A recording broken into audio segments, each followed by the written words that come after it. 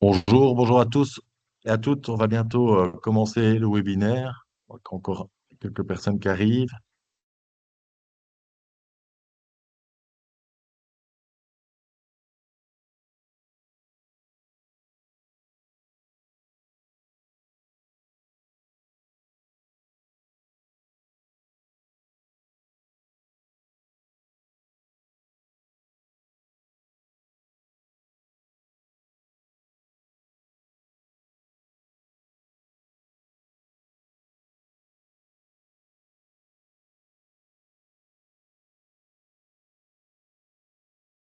Donc voilà, donc bienvenue à ce webinaire sur le formulaire de répartition de la subvention APE organisé par l'UNIPSO que nous allons présenter à deux. Je me présente, je m'appelle Frédéric Clairbeau, conseiller juridique à l'UNIPSO. Et Frédéric Posmiers, conseiller juridique. Donc voilà, on va commencer la présentation. Je vais vous partager la présentation.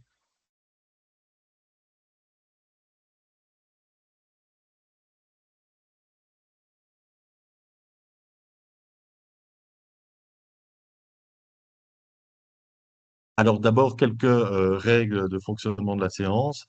Alors, nous sommes nombreux, donc voilà, des règles sont nécessaires pour un bon déroulement.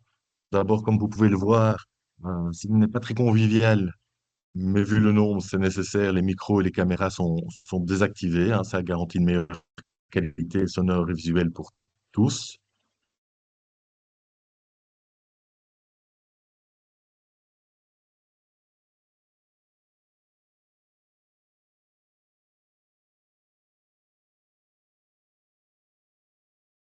Questions. Et alors, nous aurons 3 temps de questions-réponses prévus, puisque le webinaire se compose de 3 parties. Ça bug? Ah, on me dit que ça bug techniquement.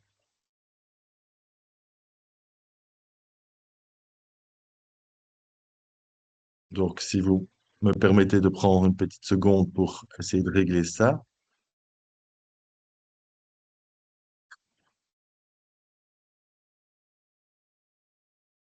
on revient tout de suite vers...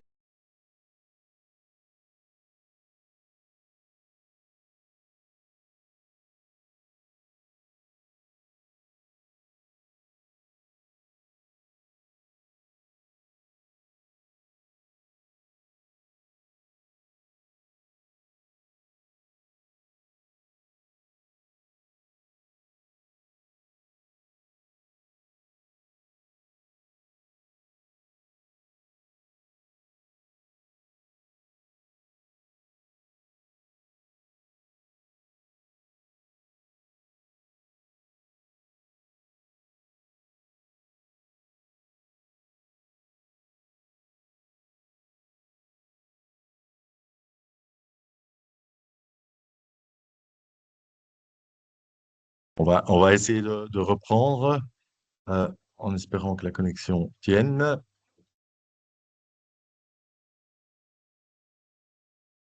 que là... OK. Donc, je rappelais les règles de fonctionnement. Donc, il y aura un module questions-réponses à la fin de chaque partie, également à la fin du webinaire. Et donc, on prend un temps de questions à la fin de chaque partie. Alors, vous pouvez par contre réagir aux questions. Donc, si vous trouvez la question pertinente, euh, ben, vous pouvez liker ou réagir aux questions. Ça nous permet de les prioriser. Alors, le premier webinaire a déjà été enregistré. Le second webinaire sera également enregistré et sera disponible sur la chaîne YouTube de l'UNIPSO peu après qu'on ait terminé la séance ici. Et on mettra aussi à disposition la présentation du webinaire, le support de présentation. Donc voilà, ces règles de fonctionnement étant précisées, on va pouvoir euh, rentrer dans le vif du sujet.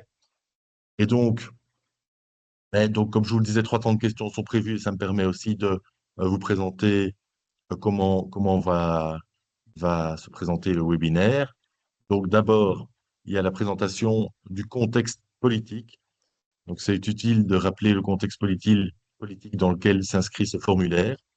Et puis, il y a la présentation du formulaire proprement dit. Et après, la conclusion. La conclusion sera autour des étapes suivantes de la réforme APE. On va directement commencer la première partie. Non, je dois d'abord vous rappeler les objectifs du webinaire. Oui, c'est important aussi. Donc, comprendre le contexte politique. Il faut savoir situer la réforme APE dans son environnement institutionnel et les décisions récentes. Euh, Découvrir le formulaire de répartition de la subvention, expliquer son fonctionnement, sa logique et des points d'attention pour vous, pour les employeurs. Puis pour nous, c'est aussi un travail important de récolter vos questions et vos retours qui peuvent éventuellement, le cas échéant également, être retournés à l'administration ou aux administrations, au cabinet aussi. Donc voilà, et c'est important pour nous d'identifier vos besoins de clarification. Par contre, important de préciser aussi, c'est que ce webinaire, ben, il ne remplira pas le formulaire à votre place. Donc, il ne prendra pas de décision à votre place parce que pour certains employeurs, ben, il y a des choix et des arbitrages internes qui doivent être effectués. On ne pourra pas, vous avez vu, vous êtes nombreux, donc couvrir tous les cas particuliers. Les situations pratiques peuvent varier selon les règles, hein, donc on ne va pas couvrir toutes les situations. Et alors, un rappel très important, ben, l'UNIPSO, elle défend et informe les employeurs. C'est sa mission. C'est une fédération de fédérations. Mais par contre, l'UNIPSO n'est pas les gouvernements, l'administration foraine. Donc, ce n'est pas notre réforme, ce n'est pas notre formulaire. euh, et donc, c'est important de le préciser. Et alors, enfin, euh, ben, la réforme APE est envisagée par le gouvernement wallon. Ben, c'est un long chemin, hein, semé de méandres et d'obstacles. Euh, et donc, ce formulaire, c'est une étape sur ce long chemin. Et donc, voilà, il y a encore beaucoup de questions qui se posent, hein, y compris pour les gouvernements, les administrations, les employeurs, les travailleurs, euh, auxquelles ben, personne n'a la réponse. Donc, peut-être que vous allez quitter ce webinaire avec un petit sentiment de frustration, parce que c'est sûr que ça va peut-être ouvrir plus de portes que ça ne va en fermer, mais on espère que ça vous sera néanmoins utile. Donc maintenant, on va rentrer dans le vif du sujet avec Frédéric. L'autre, Frédéric. Voilà, donc on l'a dit, on va commencer par le contexte politique et d'essayer de retrouver les origines de cette réforme. Alors, à l'origine, ben, on l'a dit, on s'en souviendra, il y a deux hommes, mais derrière ça, deux partis qui donnent naissance à une DPR, donc une déclaration de politique régionale qui couvre la période 24-29 et qui comporte plusieurs références à la réforme sur les APE. Alors, qu'est-ce qu'on y retrouve dans cette déclaration de politique régionale? D'abord, que le gouvernement entend s'appuyer sur le principe de transparence, de subsidiarité, d'égalité de traitement et d'efficience pour en revoir le fonctionnement et tendre vers une réelle égalité de traitement dans les différents secteurs. C'est un élément important sur lequel le ministre Géolet ne cesse de faire cette déclaration dans la presse pour justifier sa réforme, considérant que l'attribution de ces APE, historiquement, relève parfois davantage plus de l'effet du prince et de relais que d'une réelle politique d'égalité de traitement. Euh, on peut être d'accord ou ne pas d'accord, c'est en tout cas, c'est le constat que le gouvernement a tiré. Le deuxième élément qui est repris dans la DPR, c'est que le budget APE sera transféré vers les ministres fonctionnels ainsi que les moyens liés à leur politique. C'est un élément majeur. Ça veut donc bien dire que le budget APE d'1,4 milliard qui aujourd'hui est logé au ministère de l'Emploi et du Forum, demain, il ne sera plus logé là-bas. Il va être dispatché dans les politiques fonctionnelles des deux niveaux de pouvoir, aussi bien les secteurs relevant de la région wallonne que les secteurs relevant de la Fédération Wallonie-Bruxelles. Et donc, c'est une opération relativement majeure qui qui va prendre cours dans les prochains mois et les 2 prochaines années. Alors, le ministre fonctionnel négociera, hein, avec le secteur concerné un décret emploi, et ses différents arrêtés. Et une fois que le décret adopté ainsi que ses arrêtés auront été pris auprès du ministre fonctionnel, donc dans votre secteur, alors le budget objectivé sur base du cadastre, hein, et donc dans lequel s'inscrit le formulaire qui doit être rempli aujourd'hui, alors les moyens, donc le budget, sera transféré vers les budgets de la politique sectorielle et dorénavant, dans le futur, dévolu à l'emploi de ce secteur. Et donc, finalement, le gouvernement, qu'est-ce qu'il nous dit? Il nous dit que on remarque quand même que de plus en plus, les APE participent à financer, cofinancer des politiques fonctionnelles et participent de moins en moins à soutenir des politiques d'embauche, des politiques de remise à l'emploi des personnes les plus éloignées.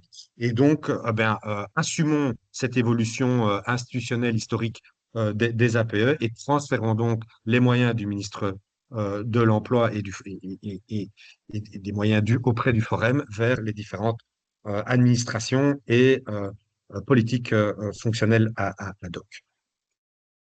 Dernière chose, pour ce qui concerne les secteurs relevant des compétences de la Fédération Wallonie-Bruxelles, les gouvernements wallons et FOEB vont établir, hein, un accord de collaboration qui va permettre le transfert des budgets consacrés à l'emploi des secteurs de la Fédération Wallonie-Bruxelles vers donc les différents ministres fonctionnels. Donc là, il va y avoir des étapes supplémentaires juridiques pour garantir la pérennisation du transfert des moyens de la région vers la Fédération Wallonie-Bruxelles. Ça, c'est ce que nous disait la déclaration de politique régionale en 2024. Alors, quelle est la position de l'UNIPSO par rapport à cette réforme? Alors, nous disons simplement que depuis maintenant 10 ans, il y a déjà eu 3 tentatives de réforme qui ont initié. Celle qui a le plus abouti, et définitivement d'ailleurs abouti, c'est celle sous le précédent gouvernement en 2022. Mais ce que nous disions aussi, c'est que cette réforme, elle n'a pas encore été complètement implémentée, digérée, et on est seulement en train de trouver nos marques avec le Forum dans la relation aux employeurs. Et donc, notre posture était de demander, s'il vous plaît, de la stabilité après 10 ans où on a cessé de vouloir tantôt amener les APE dans un sens, tantôt les APE dans l'autre, et générant en permanence de l'insécurité auprès des employeurs. Bon, toujours est-il que le gouvernement reste sur sa posture, et donc nous avions convenu dans notre position UNIPSO et on s'y attendait. Et donc dans ce cadre-là, on nous avons dit que dans l'hypothèse où le gouvernement opte pour une autre proposition que le statu quo finalement, nous exigeons d'être partie prenante d'une concertation préalable et fructueuse avec l'ensemble des représentants patronaux des secteurs qui sont concernés. Là, l'UNIPSO jouant pleinement son rôle de confédération des employeurs des différents secteurs profit social. Alors, quelle fut alors la réponse que le gouvernement a formulée sur la posture du NIPSO? Eh bien, on va la retrouver dans une note au gouvernement conjoint qui est passée en début d'été, le 12 juin 2025. Et qu'est-ce que cette note, et c'était la première note depuis la déclaration de politique régionale sur le dossier APE, et indépendamment de toutes les déclarations qu'on avait pu lire dans la presse du ministre de l'Emploi, les gouvernements conjoints pointent le problème suivant, c'est que euh, pour réaliser la réforme et le transfert des moyens du ministre de l'Emploi vers les ministres fonctionnels, en fait, on a un problème, c'est que le cadastre APE, le formulaire tel qu'il doit être rempli aujourd'hui, depuis 2022, par les employeurs auprès du Forum, en fait, il répond à un autre objectif que celui de la réforme. Et donc, finalement, ça ne va pas aller et qu'il va falloir avoir un autre dispositif de collecte des différentes réalités qu'il y a auprès des employeurs pour porter sur les fonds baptismaux de manière la plus juste possible cette réforme. C'est ce que nous avions, nous, prôné, c'était de dire que le formulaire tel qu'il existe aujourd'hui au Forum ne permettait pas d'atteindre l'objectif parce que l'enjeu n'est pas parler des postes APE ou des équivalents temps plein sur lesquels on fait porter les moyens APE. L'enjeu, c'est bien de parler des moyens qui sont alloués aux différentes activités qui relèvent d'un même employeur, parce que c'est les moyens qui vont être transférés et il faut que ça colle le plus possible à la réalité de chacun des secteurs et de chacun des employeurs. Alors, OK, mais bon, on a un nouveau gouvernement, des ministres qui sont parfois très loin de la réalité de l'affectation de nos moyens APE, à l'exception de quelques politiques sectorielles, grosso modo, toutes les administrations publiques fonctionnelles sont incapables d'identifier les moyens APE parce que les mécanismes aujourd'hui de collecte des informations, de rapport d'activité sur notamment l'activité financière, n'identifient pas à l'Eurocent près, sauf pour quelques secteurs, l'affectation des moyens APE. Et donc, en fait, il était convenu, c'est dans notre gouvernement, que le travail de rattachement fonctionnel du cadastre, c'est-à-dire l'identification euh, l'identification des compétences fonctionnelles employeur par employeur, se poursuivra à l'initiative du cabinet de l'emploi, mais en format kern, c'est-à-dire avec des représentants des ministres fonctionnels les plus impactés, considérés dans cette réforme. Donc, c'est une espèce d'intercabinet permanent entre les deux gouvernements, tout en associant l'UNIPSO. Et ça, c'est une victoire majeure pour nous, c'est-à-dire que cette réforme ne va pas se faire en chambre entre, je dirais, cabinettards, mais elle va se faire en présence d'un tierce qui est les représentants des employeurs. Et ça, c'est une victoire pour nous relativement importante parce qu'elle nous permet de porter au plus près de la décision politique la voix des employeurs dans leur réalité de gestionnaires, et réalités qui sont parfois multiples.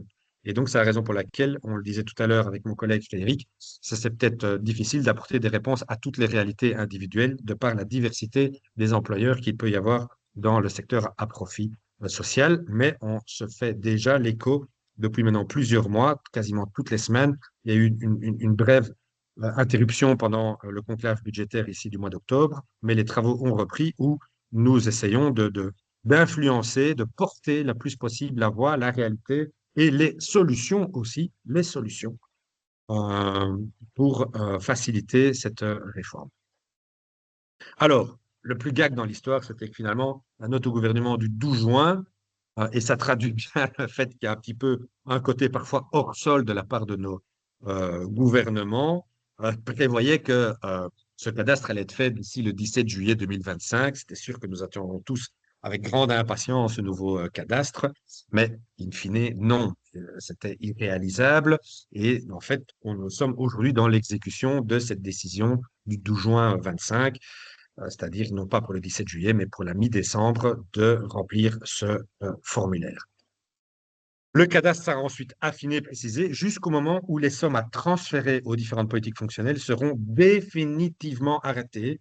Et donc, toute l'importance de cette phrase, elle est majeure parce qu'il y a le définitivement arrêté. Donc, c'est-à-dire que, et on l'a laissé un peu sous-entendre, aujourd'hui, l'objectif auquel vous participez en remplissant ce formulaire est de donner aux ministres, à tous les ministres des deux gouvernements, une photographie de la répartition de ce milliard 4 APE auprès de différents ministres fonctionnels et donc auprès de chacun des ministres, parce qu'aujourd'hui, ils n'ont aucune idée du montant que peut représenter ces moyens APE dans leur secteur qui vont leur être transférés. Et donc, inévitablement, ils ne sont pas encore aujourd'hui en capacité de dire quelle est la nature des propositions qu'il serait à faire auprès, avec les fédérations des différents secteurs pour réaffecter, réallouer ces moyens.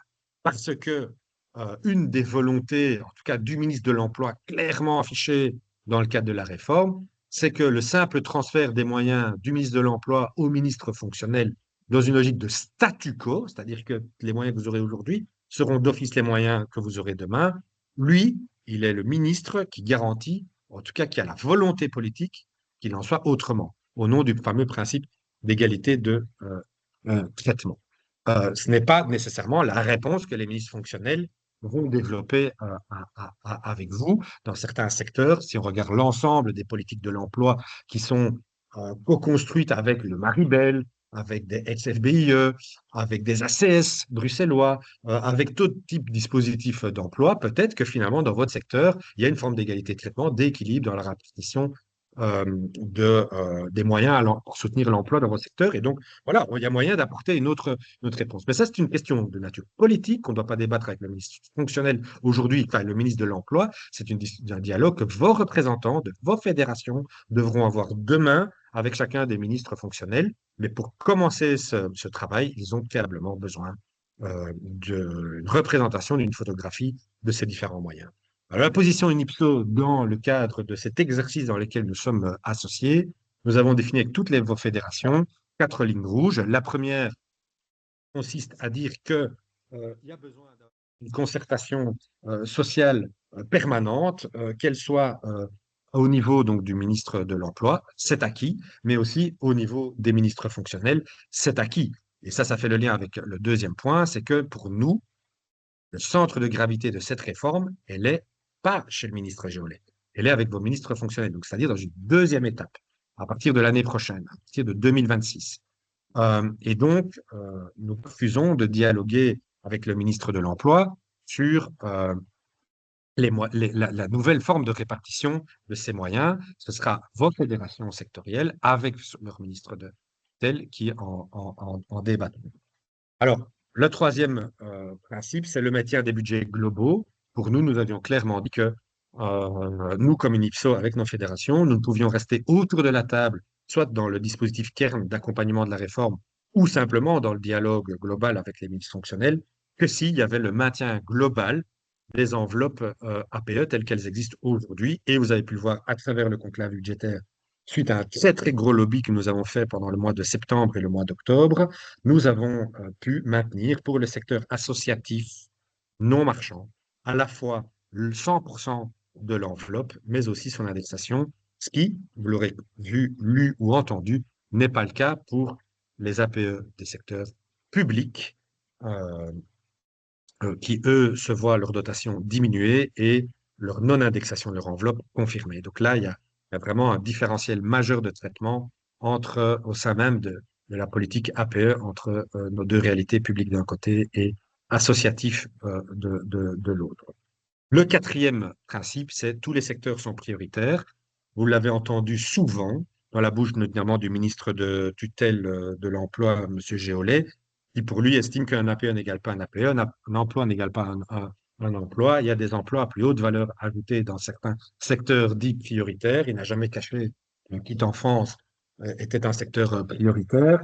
Le handicap non plus, mais la question c'est et quid des autres du coup?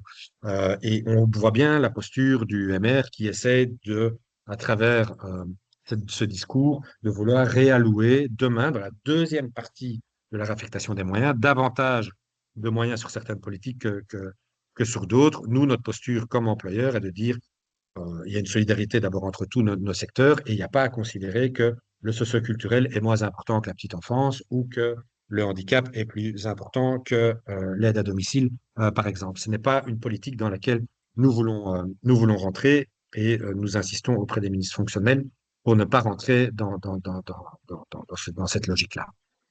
Et en tout cas, ce n'est pas la politique des APE de répondre à des investissements peut-être additionnels qui devraient avoir lieu pour marquer certaines priorités. Ça se fait à travers le budget ordinaire. Voilà la posture d'une PSO telle que nous l'avons construite jusqu'à présent et qui termine cette première partie sur ce contexte un peu politique et institutionnel, d'où on vient, où on est aujourd'hui et potentiellement déjà où on va aller. Cette première partie, ben voilà, vous avez eu l'occasion peut-être déjà de poser un certain nombre de questions. On va prendre, donc reposez-les bien dans le chat. Donc vous voyez au-dessus, il y a un Q et un R. C'est à travers cela que vous posez vos questions. Ceux qui sont intéressés par la même question, n'hésitez pas à la liker pour que ça mette un peu de relief sur les différentes questions sur lesquelles le premier webinaire la semaine dernière, on en avait énormément. Donc, le fait de les liker a permis d'un peu mettre du relief sur celles qui étaient les plus importantes. N'hésitez pas à le faire et nous prendrons encore 5-10 minutes pour répondre à ces questions. Et puis après, nous passerons à la partie 2 qui est vraiment rentrée dans le vif du sujet, à la rencontre donc du contenu du formulaire et la manière et les points d'attention sur lesquels être attentif comme employeur pour les remplir. Voilà, on fait 2-3 minutes de silence, le temps que les questions arrivent, que nous en prenions connaissance et qu'on structure les réponses. Ne nous quittez surtout pas, à tout de suite.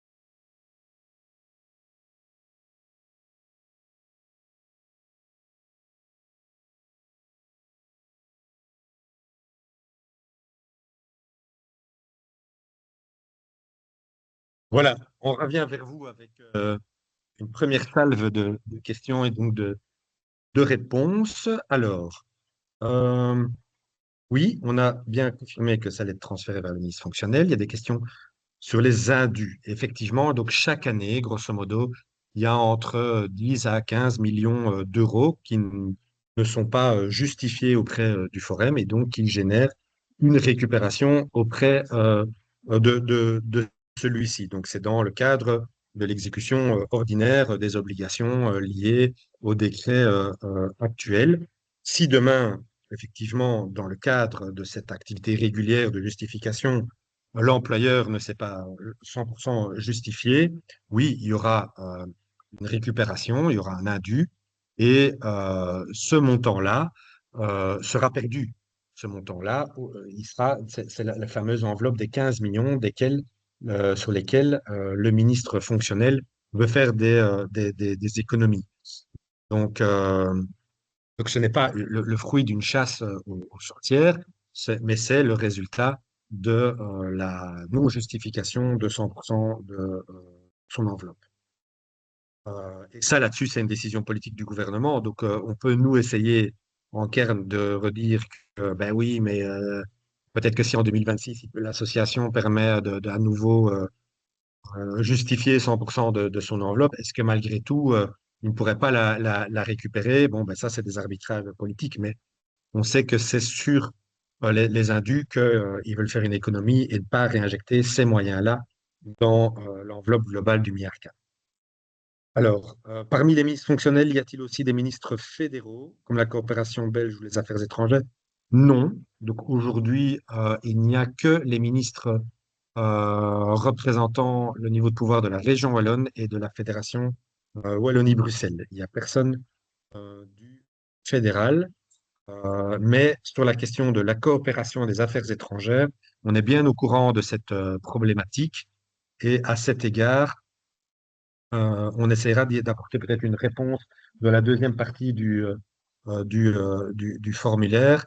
C'est un problème qu'on a déjà déposé pour vos secteurs auprès du Cairn et où il y a une réflexion potentielle de loger les moyens auprès de la ministre-présidence, mais il n'y a encore rien d'arrêté à ce jour.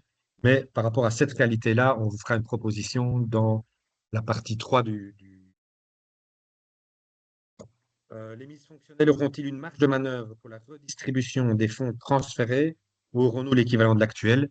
Donc, euh, oui, les ministres fonctionnels auront une marge de manœuvre pour réallouer l'enveloppe qui leur sera transférée,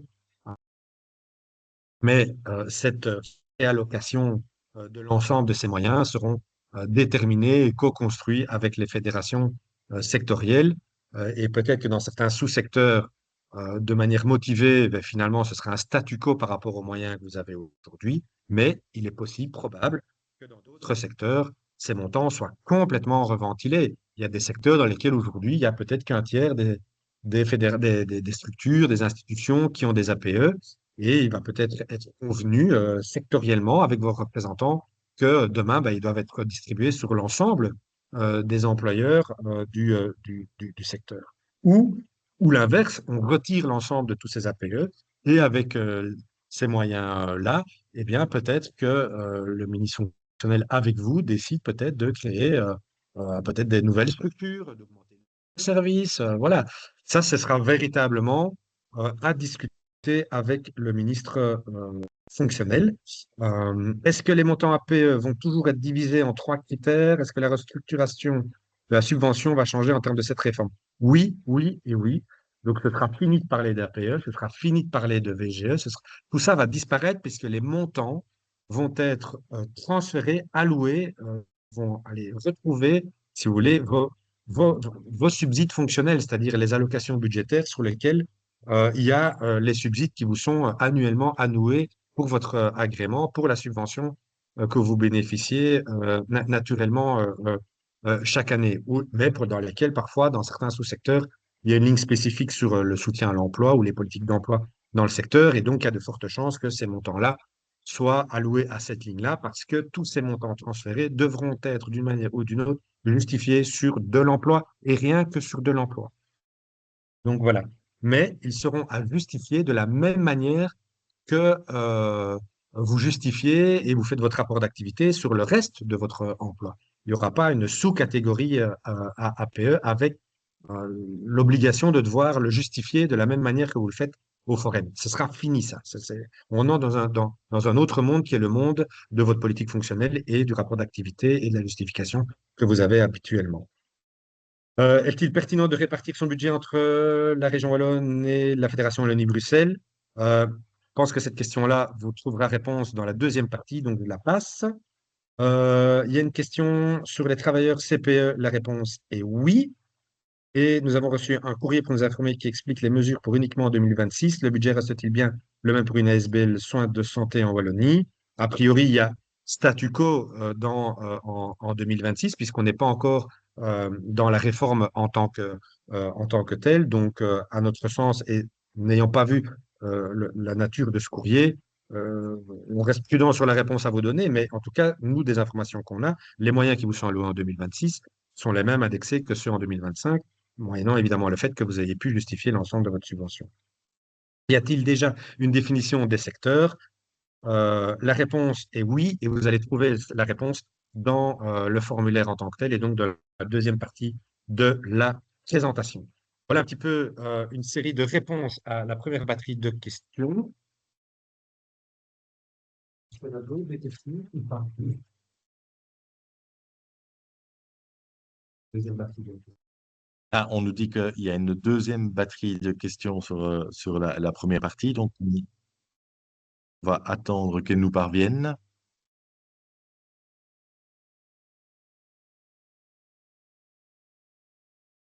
J'en profite pour préciser pour ceux qui lèvent la main donc ça ne sert à rien, hein, on ne donne pas la parole.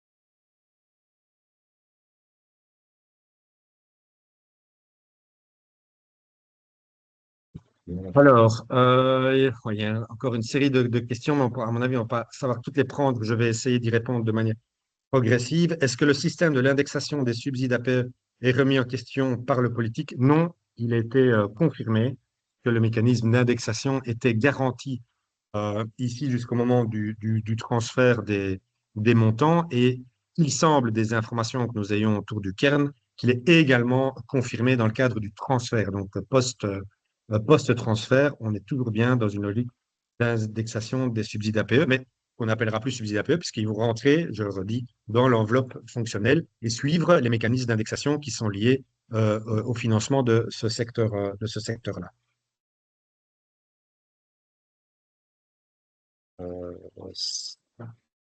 Celle-là, c'est bon.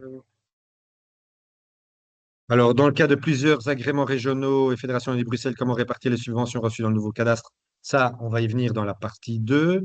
Oui, il y a beaucoup de questions qui sont liées. Alors, comment UNIPSO va-t-il consulter les employeurs? En fait, nous avons un groupe de travail qui se réunit de manière, je vais presque dire hebdomadaire, ou en tout cas tous les 15 jours sur le dossier APE, avec l'ensemble des fédérations auxquelles vos institutions, votre structure, votre organisation est affiliée.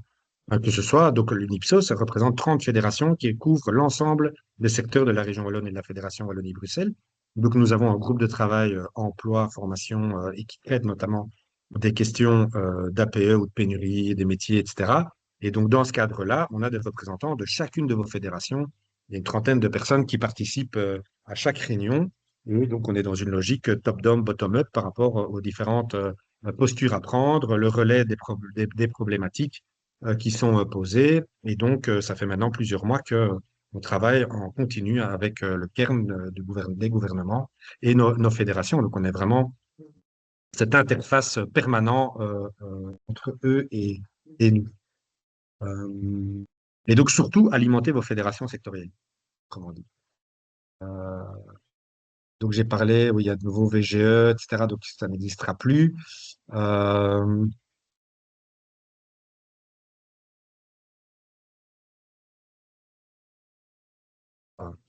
Oui, oui, oui, je regarde un peu, mais je pense qu'il y a pas mal de questions qui pourront trouver réponse dans la partie 2. Et si pas, de toute façon, il y a encore la partie 3 sur les prochaines étapes politiques et administratives qui s'annoncent. Et donc, probablement, je vais regarder un peu dans les différentes questions ici pendant la partie 2, s'il n'y en a pas certaines qui trouveront réponse dans la partie 3. Et si pas, j'essaierai encore d'y répondre plus tard dans le webinaire. Comme ça, on reste dans le bon timing, puisqu'on n'a que 2 heures et ça fait déjà 45 minutes que nous avons commencé. On va rentrer dans le vif du sujet avec mon collègue.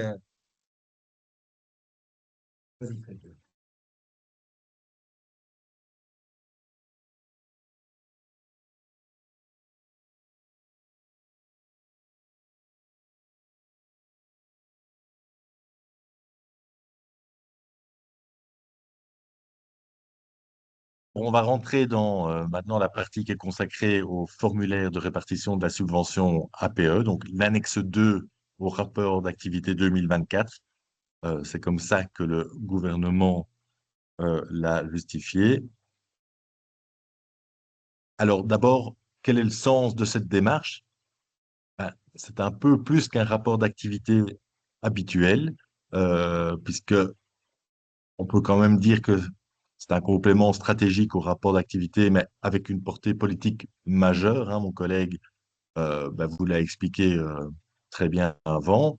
Euh, et donc, comme objectif, en fait, pour les gouvernements, dans cette étape intermédiaire, qu'est-ce qui les intéresse, eux? C'est vraiment d'estimer la répartition des enveloppes budgétaires entre ministres. Donc, vraiment avoir une approche de combien bénéficie chaque ministre, puisque ça reste quand même un peu obscur pour chaque ministre dans l'APE, quelle est son enveloppe à lui, je dirais, par rapport à l'ensemble des politiques qu'il gère. Et pour les employeurs, ben, c'est une étape, comme je disais, vers le transfert des politiques fonctionnelles. Ce n'est pas encore l'étape définitive, mais c'est une étape. Donc, ce n'est pas qu'une formalité administrative. Ce CADA, ce sera un outil de pilotage politique et sectoriel.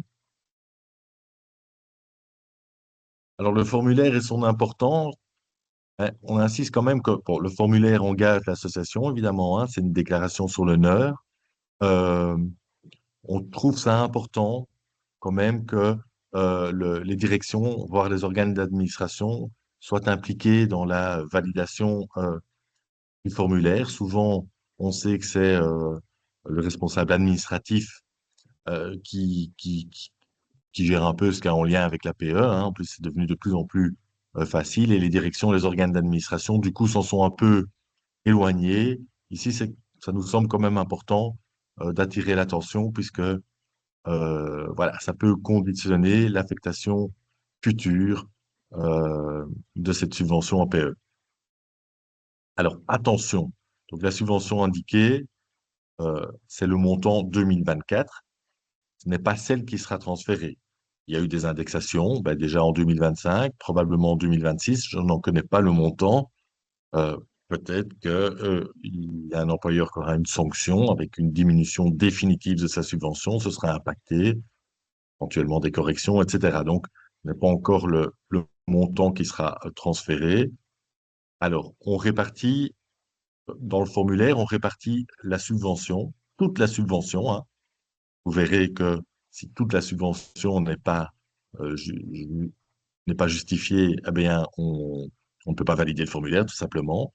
Et donc, on ne répartit pas les emplois ou les travailleurs. Et donc, chaque employeur doit compléter selon sa propre réalité de 2024, mais donc son organisation, ses missions et ses priorités.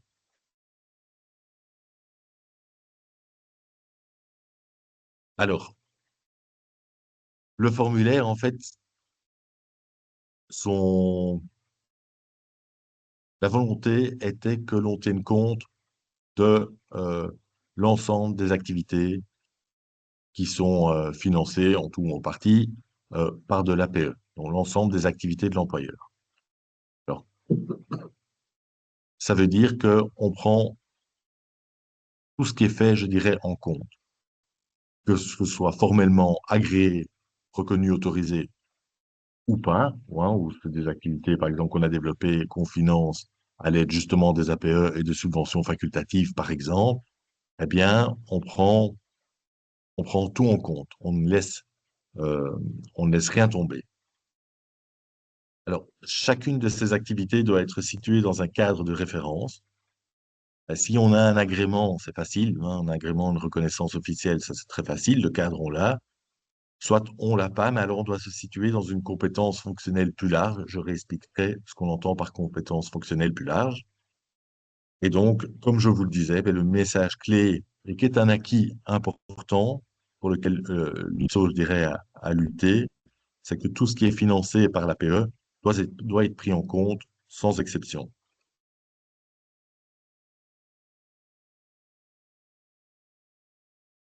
Alors, avant de remplir le formulaire, il peut être utile euh, de lire et imprimer le document du Forum qui s'appelle APE 2022. APE 2022, pourquoi? Parce que la réforme s'est faite en 2022. Document informatif. Donc, ce document, vous le trouvez dans votre espace personnel. Dans votre espace personnel, ben, il y a les messages et il est arrivé normalement en date du 6 novembre dernier dans votre messagerie. Euh, et donc, en annexe de ce formulaire, euh, est repris toute la liste des agréments, reconnaissance, autorisation et des compétences fonctionnelles. Donc, au préalable, il peut être utile d'imprimer et de consulter la liste, puisque la liste, on la retrouve sur le formulaire en menu déroulant, mais parfois, comme il y a beaucoup d'agréments, etc., il est plus simple d'avoir repéré euh, avant sur un formulaire papier. Voilà, ça c'est un petit conseil pratique.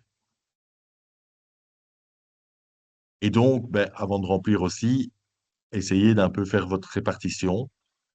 Alors, ce formulaire, pour la plupart d'entre vous qui nous écoutent, il sera extrêmement facile à remplir parce que souvent, je n'ai qu'un agrément et tous les APE, ils concourent à cet agrément. Donc, il va être rempli en 2 minutes, montre en main. Ou alors, j'ai deux agréments et là, il y a peut-être une répartition à faire entre deux agréments. Ça reste quand même assez facile. Maintenant, c'est si j'ai des activités, si je ne suis pas agréé ou si je suis agréé, mais j'ai d'autres activités qui sont menées par les travailleurs APE, ben, dans ce cas-là, effectivement, ce sera peut-être un peu plus difficile à répartir et il y a un boulot préalable à faire, je veux dire avant de compléter, de faire cet exercice de répartition sur base évidemment de la photo 2024.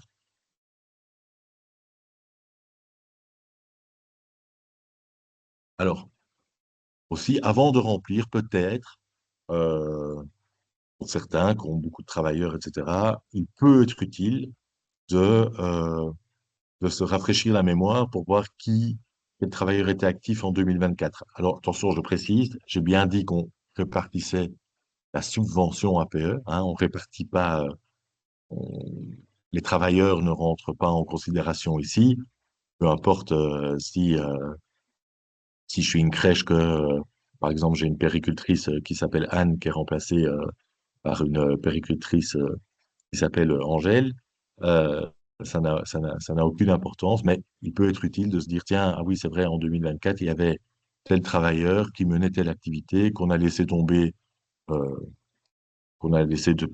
depuis, donc on a un peu oublié, mais il faut mettre il faut mettre dans le formulaire. Donc voilà, ça c'est juste au cas où ça peut être utile.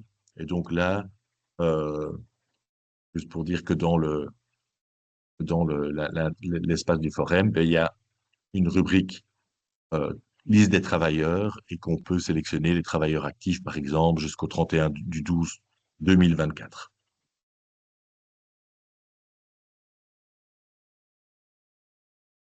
Alors, pour vous aider à répartir la subvention, ben, hein, mais encore une fois, c'est pas obligatoire, c'est des petits conseils qui peuvent aider.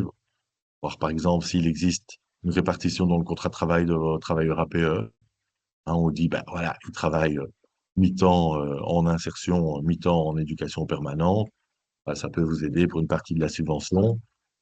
ce que vous avez déclaré à d'autres pouvoirs subsidiants. Hein, vous avez peut-être déjà fait en fait cette répartition auprès d'autres pouvoirs subsidiants, peut-être ce qui est indiqué dans d'autres documents officiels, hein, comme des rapports d'activité ou des documents internes à l'entreprise, dans des descriptions de fonctions, ou voilà, tout simplement un peu en fonction de la réalité du travail et de l'entreprise.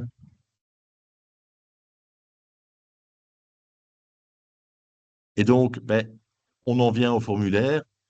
D'abord, où trouver le formulaire? Euh, Ça me paraît utile de préciser, puisque j'ai vu dans le chat quelqu'un dit, je n'ai pas encore reçu le formulaire. Si vous l'avez reçu, tous les employeurs qui ont des APE l'ont reçu, mais peut-être que vous ne l'avez pas vu que vous l'avez reçu. Puisqu'il faut aller évidemment sur l'espace entreprise forum, hein, son espace, entrer dedans. Et là, vous voyez l'écran d'accueil tel qu'il est affiché ici dans ma présentation. Et là, vous voyez en bas au milieu, il y a un rectangle spécifique, rapport d'activité annexe 2. Il se trouve là. Et le document informatif du forum se trouve, là, vous voyez à gauche, en haut, euh, la messagerie. Vous le trouverez dans les messages, dans les derniers messages. Une fois que je suis, une fois que je suis rentré dans mon formulaire, ben, je vais être face à trois questions. Alors, comme je vous l'ai dit, le but du jeu, c'est qu'à la fin du formulaire, toute la subvention soit remplie. Peut-être que je ne le remplis qu'à la première question, peut-être que je vais répartir sur trois questions, peut-être que je ne vais répartir que sur deux questions. Il y aura juste fatalement au moins une des questions qui sera remplie. Alors, la première question, c'est la plus simple. Votre structure affecte-t-elle tout ou partie de sa subvention APE à des activités qui s'inscrivent dans un ou plusieurs agréments, reconnaissance ou autorisation dont elle bénéficie? Alors, agrément, reconnaissance, parfois c'est synonyme. Par exemple, en éducation permanente, on parle de reconnaissance.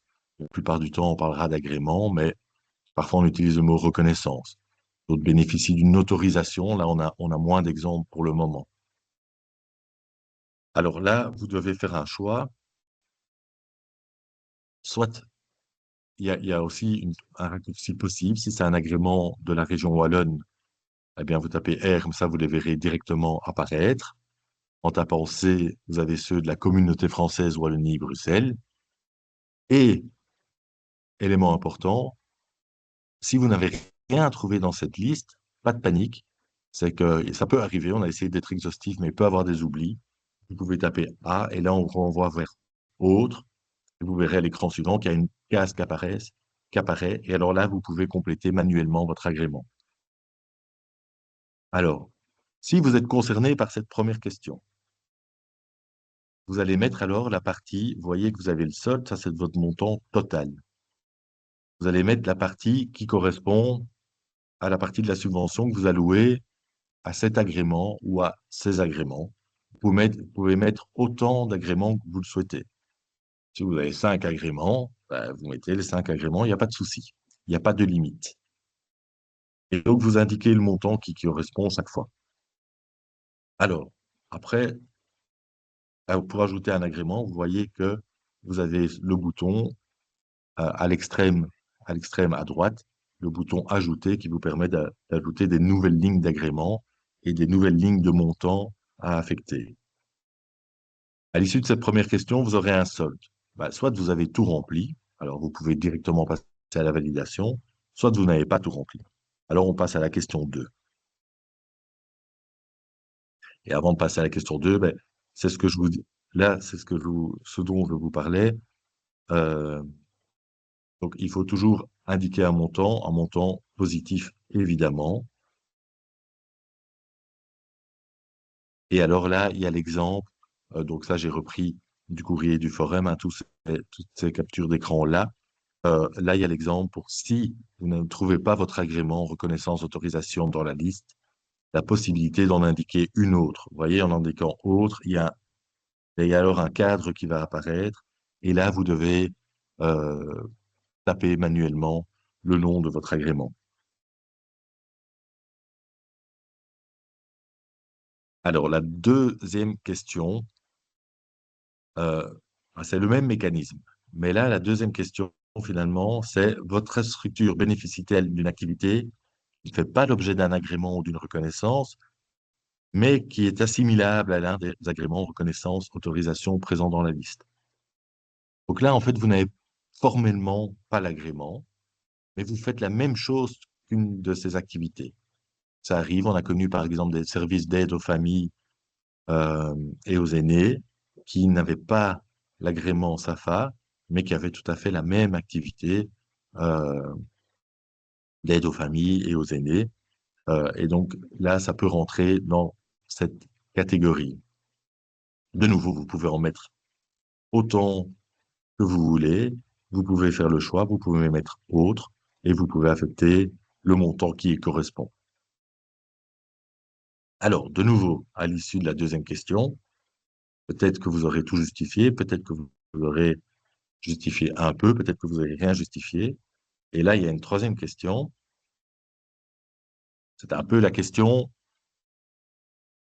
résiduelle. C'est pas pour ça que ce n'est pas important, mais en tout cas, c'est la question quand on n'a pas su remplir les deux autres ou qu'on n'a pas tout justifié après les deux premières questions. Donc la question 3, c'est votre structure affecte-t-elle tout ou partie de sa subvention APE à d'autres activités qui ne s'inscrivent pas dans un agrément, reconnaissance ou autorisation?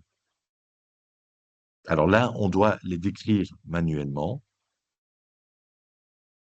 Et puis, en fait, comme chaque activité doit s'inscrire dans un cadre, ici, on n'est plus dans le cadre des agréments ou assimilés à des agréments, mais dans le cadre de ce qu'on a appelé les compétences fonctionnelles. Alors, c'est quoi ces compétences fonctionnelles? Ben, si vous avez déjà regardé un peu la liste, etc., ça correspond grosso modo aux compétences des ministres. Donc, c'est décrit de façon beaucoup plus large. Par exemple, c'est vraiment des champs de compétences euh, comme santé, aide aux personnes, etc. Euh, pardon. Non, donc c'est des, voilà, c'est des choix des choix plus larges. Et donc, vous devez évidemment obligatoirement classer l'activité que vous avez décrite euh, dans ces compétences fonctionnelles. De nouveau, vous affectez le montant qui correspond. Bah, là, à l'issue de cette question 3, vous devez avoir obligatoirement avoir tout justifié, l'intégralité de la subvention. Et là, ben, vous pouvez clôturer le formulaire. Donc, c'est un engagement sur l'honneur. C'est le même qu'il y a dans chaque rapport d'activité. Alors, ce qui est intéressant, c'est que donc, ce formulaire, comme vous avez vu, est à remplir pour le 5 décembre.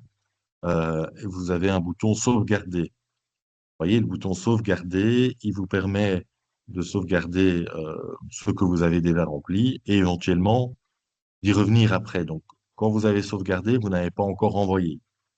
Pour envoyer, il faut appuyer sur envoyer. Vous l'aurez compris, évidemment. Mais donc, euh, sauvegarder, ne vous inquiétez pas, ce n'est pas l'envoi définitif et ça vous permet d'y revenir avant l'envoi définitif. Par contre, effectivement, à un moment, il faut l'envoyer. Euh, euh, il y a quelque chose qui est prévu automatiquement, donc si vous n'avez pas tout justifié, bah, vous ne pourrez jamais l'envoyer. Donc, ben, l'envoi du formulaire, voilà, c'est une obligation. On a dit que c'était un annexe au rapport d'activité. Un rapport d'activité, c'est une des obligations des employeurs dans le cadre de l'APE, donc vous devez le remplir.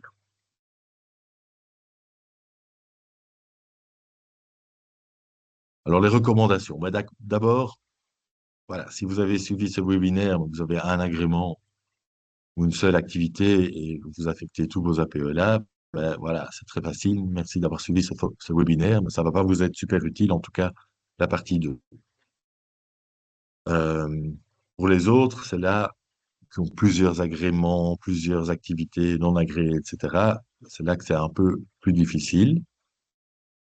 Alors, dans les recommandations, ben, je vous avais dit en introduction ce qui était à faire, je veux dire, avant, avant de compléter le formulaire, de regarder ce que vous avez justifié euh, auprès d'autres administrations.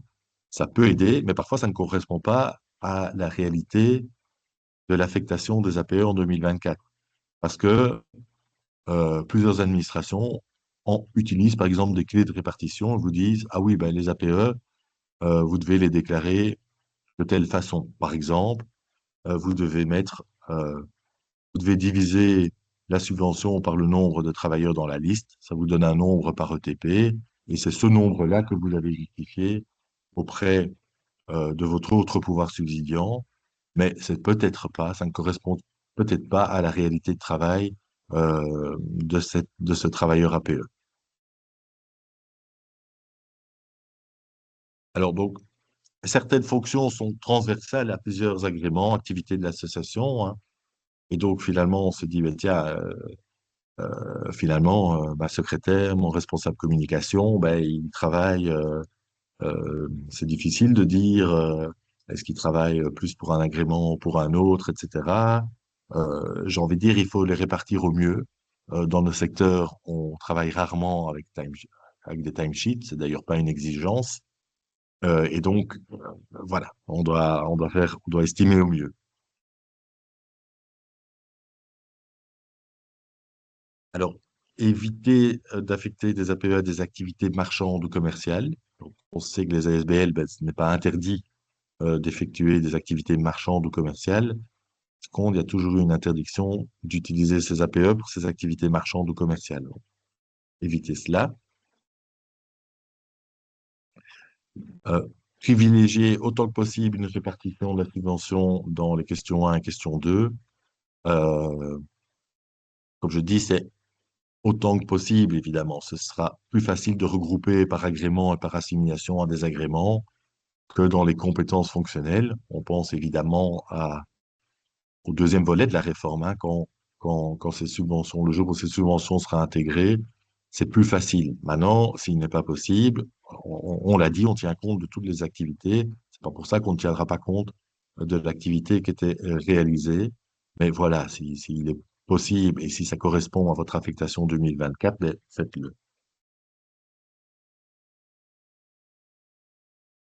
Euh, Quelques points d'attention. Un point qui est quand même fort important, c'est que le décret APE actuel donc impose l'employeur d'affecter les travailleurs APE aux activités d'intérêt général euh, reprises dans les anciennes décisions. Donc, euh, auparavant, les APE vous étaient attribués ben, sur demande, dans un cadre précis. Euh, donc, par exemple, vous recevrez, je ne sais pas moi, 12 points pour engager deux péricultrices dans la crèche, hein, sur base de votre demande.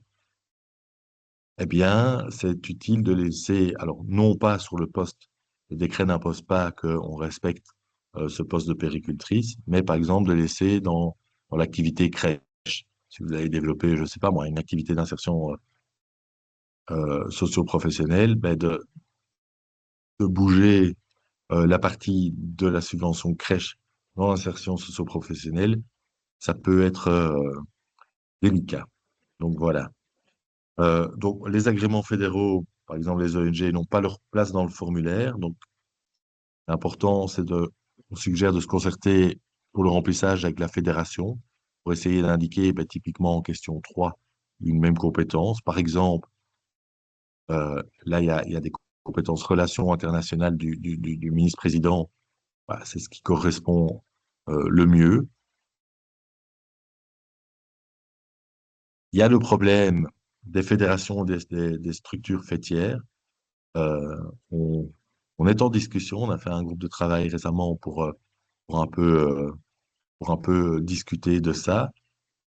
Donc, ben, soit il est possible, il y en a très peu à mon avis qui sont agréés, donc qui sont concernés par la question 1, mais soit c'est un peu des fédérations monosecteurs, et donc peut-être qui peuvent se lier à un agrément dans la question 2, ou alors d'écrire à travers la question 3 euh, les activités de la fédération, et donc d'écrire mettre qu'on est une fédération, mettre le mot fédération, et puis bon, il faudra se rattacher avec une ou plusieurs compétences fonctionnelles.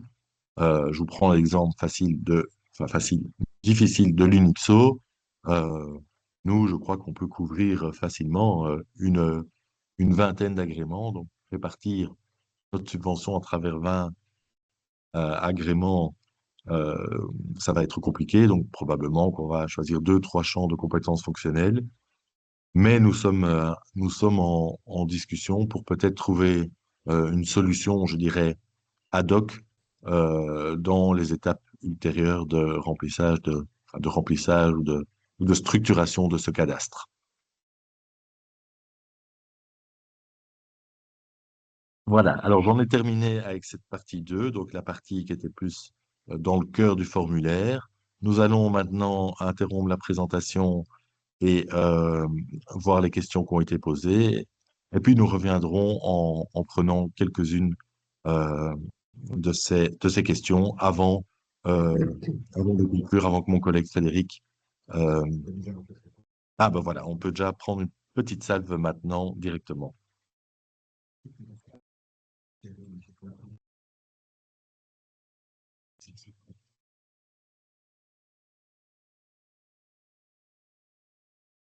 Je vais profiter que mon collègue va un petit peu collecter les différentes questions sur la partie 2 pour revenir sur la partie 1 et de répondre à une série de questions auxquelles je n'ai pas pu donner suite tout à l'heure. Donc, il y a une série de questions qui tournent sur le fait d'avoir la garantie que les moyens actuels au secteur non marchand des APE seront bel et bien conservés durant toute la législature, une fois transférés aux différents ministres fonctionnels. Si on parle d'enveloppe globale, en tout cas, à ce stade-ci, dans les décisions politiques et dans ce qu'il se discute au Cairn, la réponse est oui.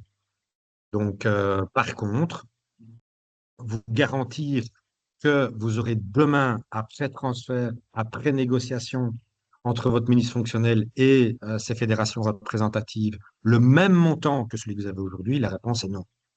Pas du tout avoir cette garantie-là, ça dépendra vraiment le fruit de l'échange, de la discussion, des orientations politiques que les représentants du secteur, avec leur ministre fonctionnel, voudront donner à l'avenir de cette enveloppe APE. Donc oui, pour partie, les cartes pourraient être complètement redistribuées et en même temps, dans certains secteurs, ça pourrait être le statu quo. Donc les champs des possibles sont extrêmement ouverts. Cette partie-là de la négociation n'a pas encore commencé. Elle se fera une fois que les moyens seront connus. Donc, ça veut dire que concrètement, à partir normalement de janvier 26, chaque ministre de tutelle va prendre contact avec ses fédérations sectorielles pour entamer un dialogue, une concertation sur le devenir de ces moyens-là.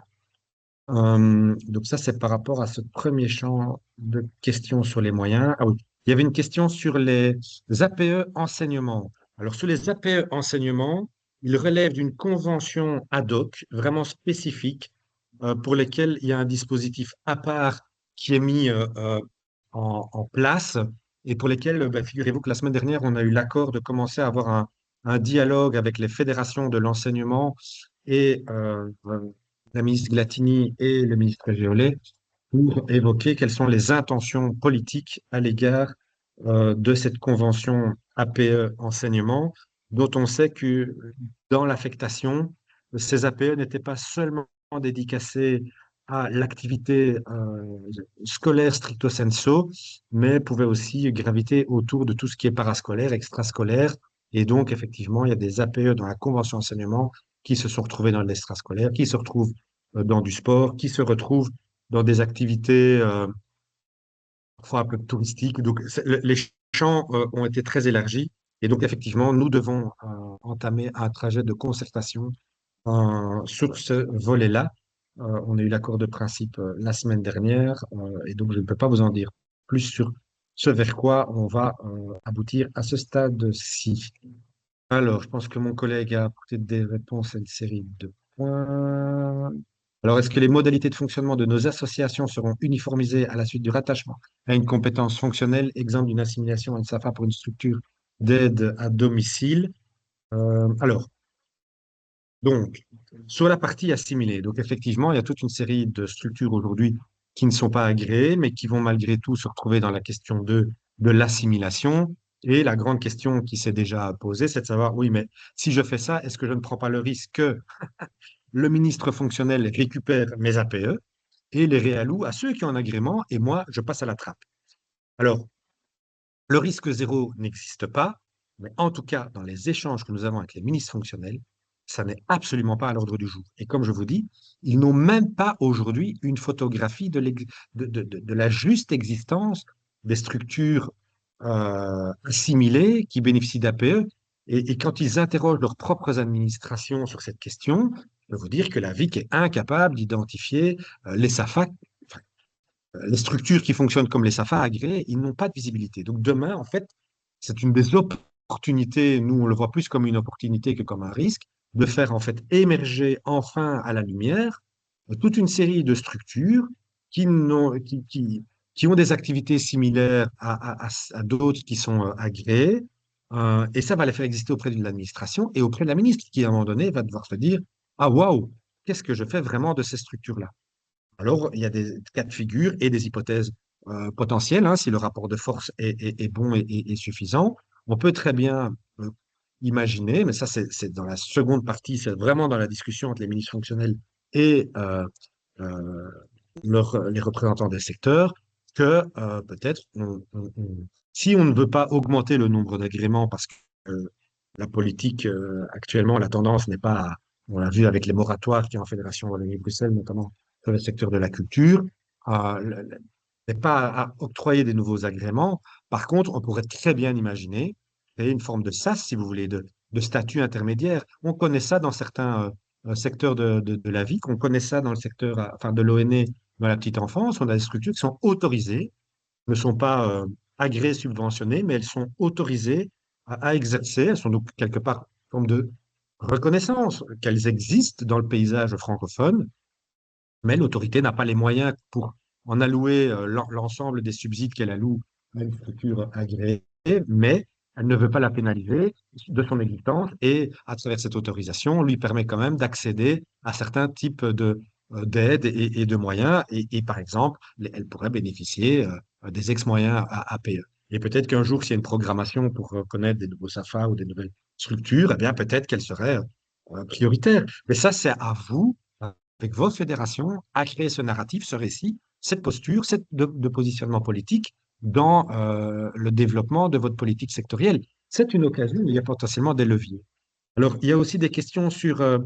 alors, il y a les APE qui participent au financement de la norme d'encadrement. Typiquement, dans des crèches, il y a eu des accords entre la région et la Fédération et Bruxelles. Les APE qui participent à la norme d'encadrement ne sont certainement pas remis en question. Ceux-là sont clairement sécurisés. Ceux qui peuvent être fragilisés dans la discussion, ce seront les APE qui sont octroyés à des structures au-delà de la norme d'encadrement, du nombre d'emplois qu'ils bénéficient en lien avec leur agrément. Là, il y aura un véritable débat à avoir, mais de nouveau, il n'a pas lieu maintenant, c'est dans une étape ultérieure, courant 2026. Voilà, j'ai encore brossé de cette manière-là une série de questions. Je vais céder la parole à mon collègue Frédéric qui va reprendre alors les questions plus spécifiquement liées au formulaire.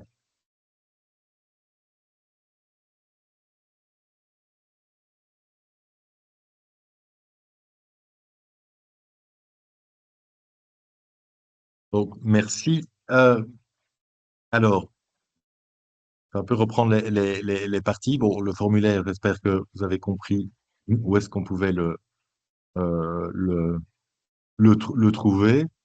Alors, est-ce que le préavis de 7 jours sera d'actualité? Donc, préavis de 7 jours, ça ne vaut que pour le travailleur APE actuellement. Euh, Quand il y aura la réforme, ce préavis de 7 jours ne sera plus d'actualité. Actuellement, c'est la loi c'est dans la loi relative au contrat de travail. Et en fait, ça dépend du fait que euh, le travailleur est tagué comme travailleur dans le cadre d'un plan de résorption du chômage dans la déclaration NSS. Ce ne sera, ce ne sera plus le cas une fois que le dispositif APE sera transféré dans les politiques fonctionnelles. Et donc, ce préavis de 7 jours ne sera plus d'actualité. Alors, une fois envoyé, a-t-on un accusé de réception avec les données enregistrées? Faut pas qu'il y ait un accusé de réception en tant que tel. Par contre, vous pouvez aller toujours le reprendre et en générer un PDF de ce que vous avez déclaré. Alors, il y a des questions sur l'année de référence 2024. Et donc, notamment, par exemple, un employeur qui me dit, Euh, voilà, moi, ma situation n'est pas celle euh, n'est déjà pas celle qui est celle de 2025 et qui est envisagée pour la suite. Et donc, comment ça se passera? Alors, c'est une des interrogations. Donc, nous n'avons pas encore la réponse de savoir euh, comment et quand ce formulaire sera éventuellement réactualisé. Euh, Nous avons en tout cas l'accord des principes au niveau de ce groupe de travail technique, euh, que c'est une étape dans la répartition du formulaire, mais encore, euh, nous n'avons pas encore, nous ne sommes pas encore mis d'accord sur la manière dont ça va se faire. Donc, ça reste une interrogation. Nous sommes vigilants là-dessus, en tout cas. Alors, par rapport au montant euh, 2024, il y en a qui disent c'est pas très clair que ça ne correspondra pas au montant transféré. Euh, ben, en effet, donc voilà, ce montant peut être revu à la hausse. Les indexations typiques seront intégrées ou à la baisse, je vous disais une sanction. Pour les indus, ben, normalement, si j'ai un indu qui porte sur une année, ben, si je régularise la situation, par exemple par rapport au volume global de l'emploi, au volume de l'emploi pérennisé l'année d'après, je retrouve ma subvention. Normalement, cette subvention-là, encore une fois, il faudra voir. Là non plus, ce n'est pas décidé quand on arrête précisément la situation pour le montant. Donc ça reste encore, comme je vous l'ai dit, il reste beaucoup de chemin à faire et beaucoup de questions à régler.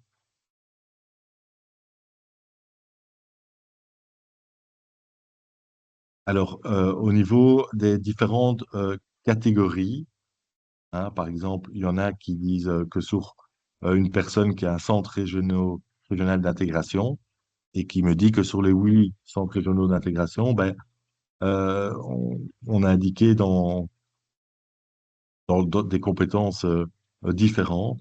Donc, ben, oui, nous, notre recommandation, en tout cas, c'est plutôt de s'harmoniser, plutôt de se retrouver au sein du même compétence fonctionnelle pour après, entre guillemets, solidariser le combat de ce que vont devenir, comment vont être intégrées ces subventions euh, à la mécanisme général de financement décrit. Faire quand un type d'agrément a été oublié. Donc, ben, je vous ai montré la fonction autre. Hein. En tapant A, on y arrive. En tapant A dans la case, on y arrive directement. Et donc, tout simplement, le compléter. Donc, c'est pas parce qu'il n'y a pas que l'agrément a été oublié sur la liste qu'il n'est pas pris en considération. C'est juste un oubli. Alors, il y a une question par rapport au FISP. Donc, il y a une personne qui me dit on a un APE qui est clairement euh, hors FISP, qui n'est pas repris dans le rapport d'activité FISP, par exemple, puisque les APE des CISP ont déjà en fait eu il y a quelques années l'opération qu'on est en train de faire maintenant. Ils ont déjà été repris dans leur politique fonctionnelle. Mais l'important, c'est pourquoi faire cet APE finalement. S'il y a qu'un agrément CISP et qui participe, par exemple, si c'est une secrétaire qui n'est pas repris dans le subventionnement CISP, mais qui participe à l'agrément CISP, alors oui, il faut le mettre en CISP. Si c'est un APE pour développer une autre activité que celle des missions des CISP, alors il faut préciser cette activité au regard des trois questions. Pour quel agrément pour les centres culturels? Ben, euh, il me semble qu'il y a les centres culturels dans la liste d'agréments. Si c'est un centre culturel qui s'appelle centre culturel, mais qui n'a pas l'agrément centre culturel, peut-être qu'il peut se mettre dans la question 2, assimilé à un centre culturel.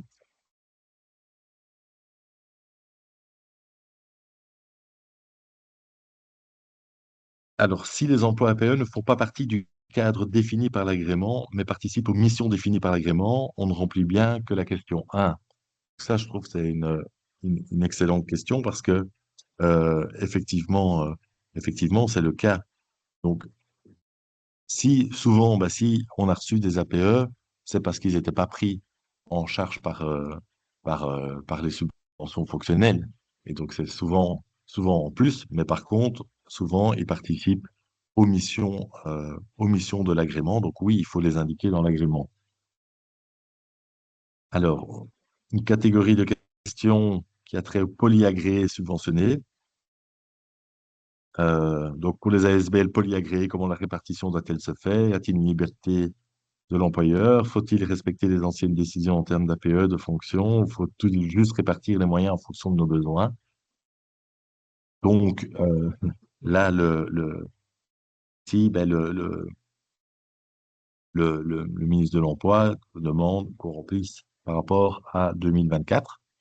C'est bien une photo de 2024, donc on est par rapport à la réalité de 2024.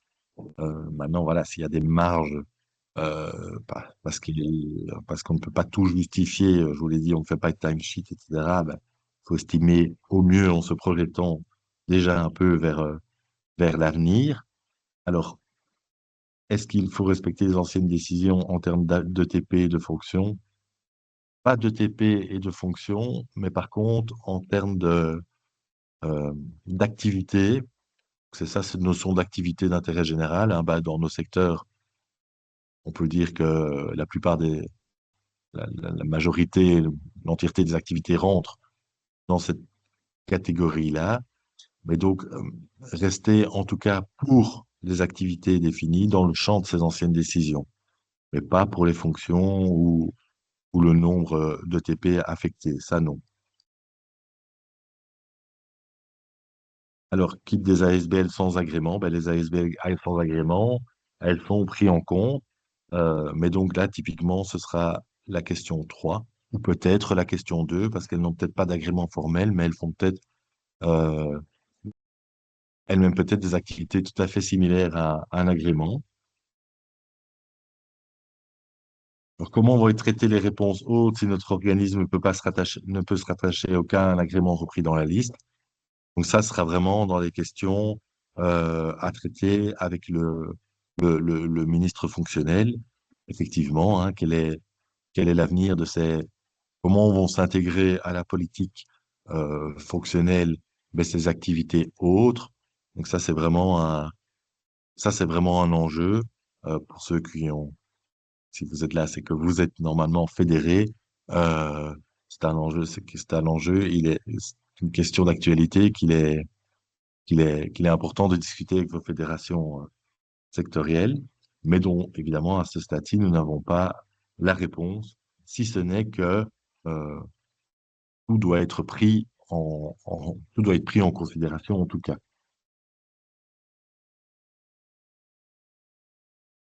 Alors,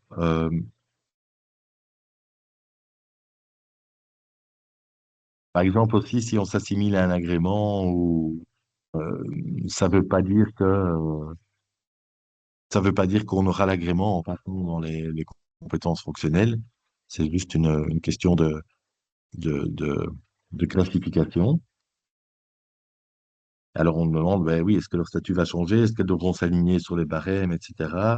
Euh, est-ce que les subventions seront toujours liées à l'emploi ou davantage à l'activité? Donc ça, c'est vraiment une des conditions du transfert.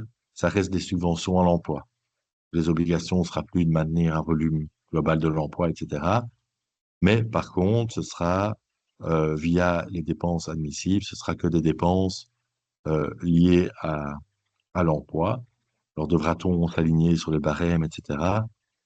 Tout ça dépend évidemment de la manière euh, dont l'activité de votre ASBL, qui n'est pas agréée, alors là, par définition, vont s'intégrer à ces politiques fonctionnelles.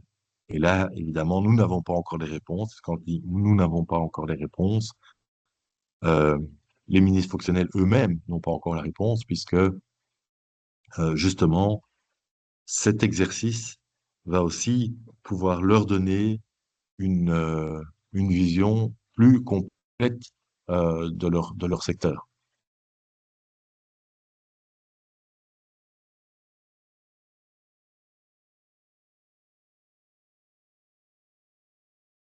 Alors, par rapport à des questions relatives aux travailleurs, euh,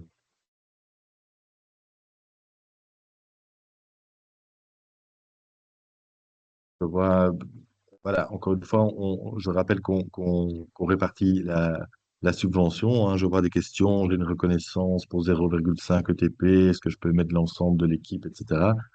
Donc voilà, on doit faire par rapport à la subvention. Et alors, quitte pour les travailleurs APE absents de longue durée. Donc ça, c'est vrai que c'est une question qui était venue aussi lors du chat. Et je prends l'exemple, les deux travailleurs APE sur ma liste de travailleurs. J'imagine qu'en 2024, ils sont absents toute l'année. Ah, vraiment le cas le plus dernier. Bah, pour moi, alors, il faut faire l'exercice comme s'ils avaient été présents, quoi. On n'a pas prévu ce cas de figure, mais c'est ce que je ferai en tout cas, puisque l'employeur est de toute façon tenu de déclarer. Donc,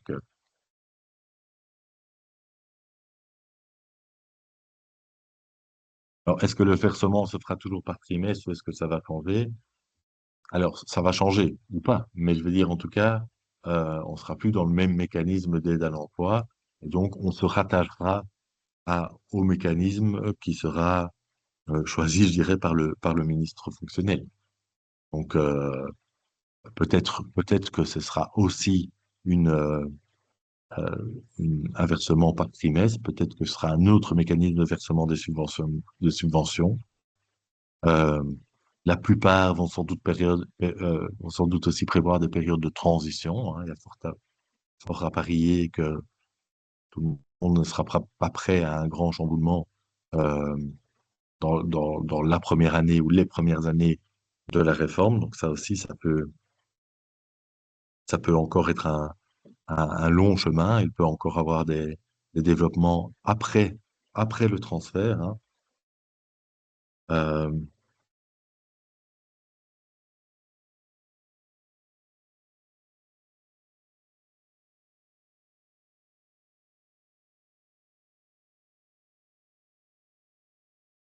il y en a qui me disent qu'une question à propos des de minimis. Effectivement, il y a un montant des minimis maximum. Alors, actuellement, effectivement, les APE sont mis dedans. On me dit, est-ce que ça peut avoir une influence? Ben, après, on sera plus dans une question d'aide à l'emploi des minimis, puisque tout ce qui est lié au subventionnement fonctionnel échappe, échappe à cette réglementation euh, des minimis et sur les aides à l'emploi.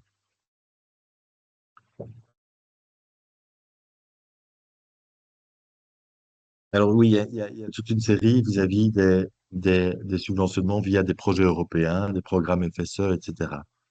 Encore une fois, euh, la question est bien de déclarer vos activités et donc ce que vous faites avec ces, ces programmations FSE, etc. Soit c'est lié à votre agrément, soit vous avez développé d'autres projets pas en lien à votre agrément ou vous n'êtes pas agréé, mais vous avez du FSE.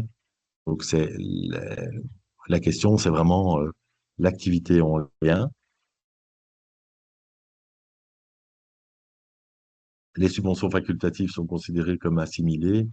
Donc, si vous avez des subventions facultatives, et là encore, vous avez peut-être des subventions facultatives qui vous permettent de faire des activités, mais qui sont en lien avec votre agrément, mais qui dépassent en fait, qui sont en plus de votre subventionnement fonctionnel, ou qui n'est pas en lien avec un agrément ou pas ressemblant à un agrément. Alors là, vous décrivez quelles activités vous menez à l'aide de ces subventions facultatives.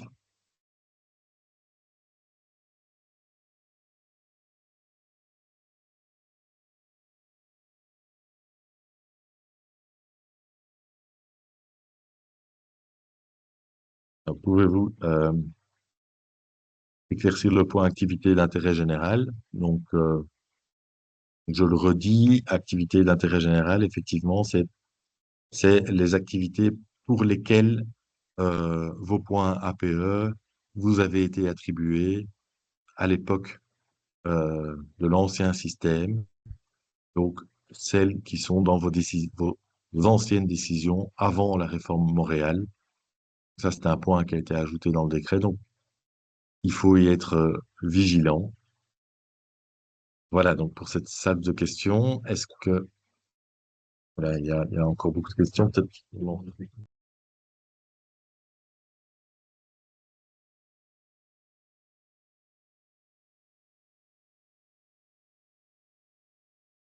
Ah, comment déterminer les critères assimilables? Alors, nous avons des conventions pluriannuelles avec la région Wallonne où l'eau est née depuis plus de 2 ans. Est-ce une autorisation assimilée ou pas?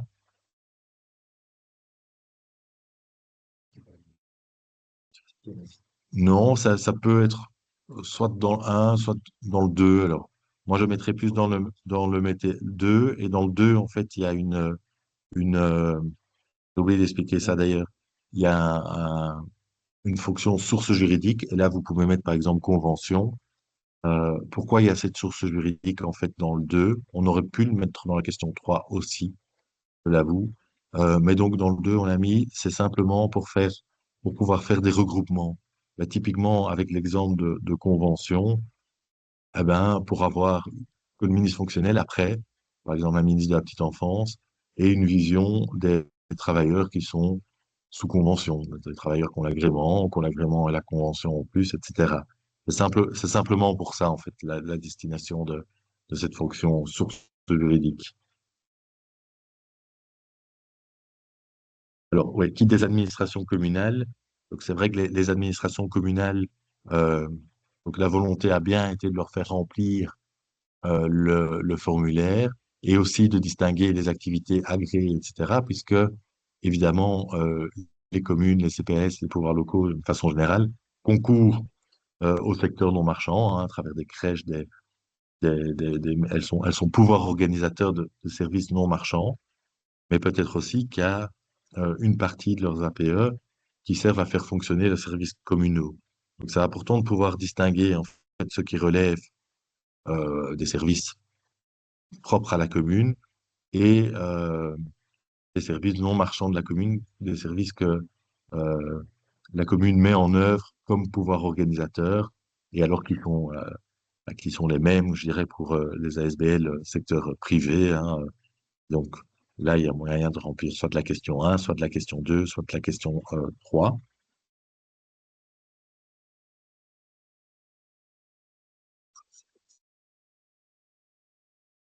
Oui, alors, ok, pas pour fusion, donc ce qu'on déclare et le montant qui est indiqué, c'est bien votre subvention APE.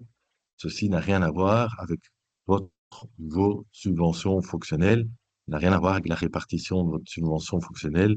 On est bien dans le système APE, on est bien dans la subvention APE.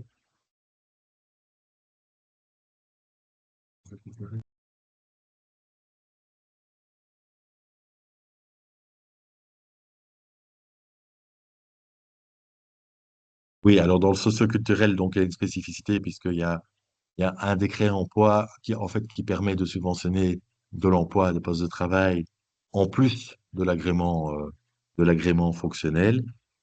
Donc, ce qu'il faut bien indiquer dans le cadre de l'APE, c'est votre agrément fonctionnel ou ce qui ressemble à l'agrément fonctionnel ou l'activité et pas décret emploi, ça, c'est pas un agrément, ça. C'est une source de financement. Alors, je pense que on a encore,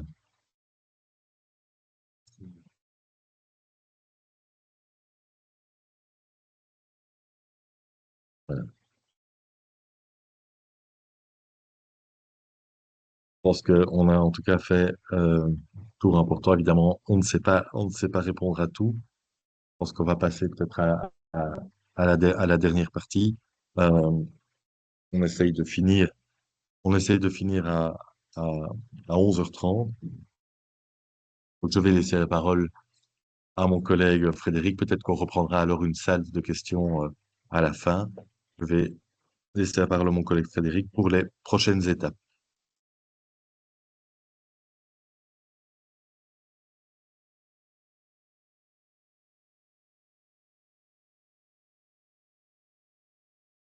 Alors, donc, on est toujours bien dans une étape politique.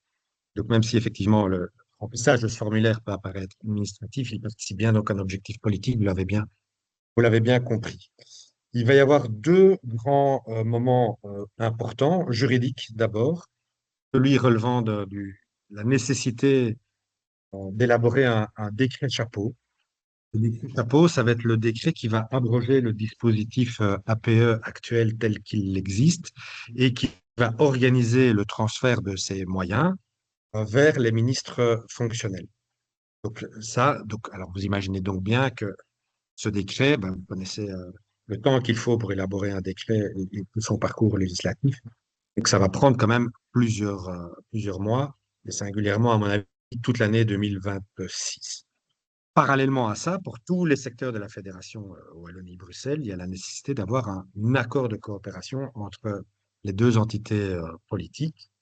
Et l'objectif de cet accord de coopération, en plus du décret chapeau région Wallonne, c'est de définir le cadre du transfert et les mécanismes de coordination pour assurer la pérennisation par la région des moyens à allouer à la Fédération Wallonie-Bruxelles. Donc, le flux des moyens continuera à passer de la région, de la trésorerie de la région wallonne, vers la trésorerie de la Fédération Wallonie-Bruxelles. Et donc, c'est un accord de coopération qui est nécessaire pour ce flux financier et pour consolider aussi le montant global qui sera transféré et les différents montants par sous-secteur. Ça, c'est une des volontés que nous souhaitons, c'est qu'il y ait le maximum de transparence sur les montants ventilés par secteur d'activité. Alors, parallèlement à ces deux cadres législatifs, à partir de janvier 2026, normalement, votre ministre de tutelle devrait prendre contact avec vos représentants, vos fédérations, qui sont par ailleurs membres du NIPSO, pour préparer la négociation, la consultation avec vous, vos représentants, pour définir ce qu'on va faire de ces nouveaux, enfin, de ces moyens APE qui vont arriver dans leur administration, finalement. Et qu'est-ce qu'on va en faire? Et donc, c'est là que va commencer véritablement, c'est là qu'on parlait pour nous que ça devait être là le centre de gravité, c'est-à-dire que c'est pas au ministre de l'Emploi de la région wallonne à définir là ils doivent être et comment les affecter, mais c'est votre ministre fonctionnel. Donc ça, et ça va prendre du temps. Ça va vraiment prendre du temps. La volonté politique de ce que nous en connaissons aujourd'hui, c'est que ils y consacrent une bonne partie de l'année 2026. Ça ne veut pas dire que certains veulent jouer la montre, ça veut juste dire que certains ne voient pas encore clair sur comment allouer ces moyens-là et qu'ils veulent véritablement prendre le temps sérieux avec vos représentants. Le deal politique qu'il y a, c'est que au plus tard, pour le 31 décembre 2026, il doit y avoir un premier accord et un premier texte de législation qui commence son circuit. Donc, autrement dit, le deal, c'est que tous les ministres fonctionnels s'engagent pour que d'ici la fin de l'année, il y ait une première lecture, un avant-projet de décret modificatif ou une modification d'arrêté de gouvernement qui modifie la législation pour permettre de réceptionner, hein, qui doit être le réceptacle des moyens qui vont être alloués. Parce que, évidemment, ce décret chapeau qui va abroger le dispositif actuel et organiser le transfert, ben, il ne peut être transféré que quand il y a le réceptacle de l'autre côté. Voilà. Donc, on sait que l'année 2026 va être une année charnière sur l'affectation des moyens transférés.